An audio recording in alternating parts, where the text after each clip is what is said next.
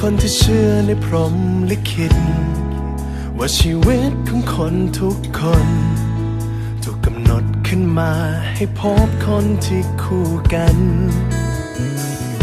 แต่มาวันหนึ่งตัวฉันเริ่มไม่แน่ใจว่าใครคนนั้นไม่เคยพบกัน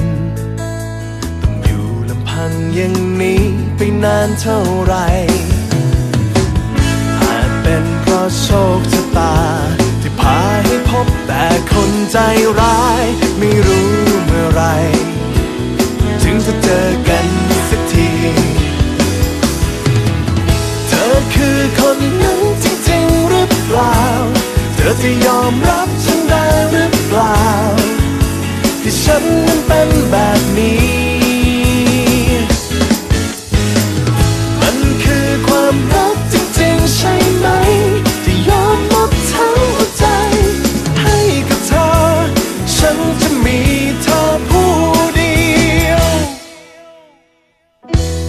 วันที่ใจฉันเริ่มชินและชาเธอคือคนนั้นที่เดินเข้ามาทุกอย่างเปลี่ยนแปลงช้า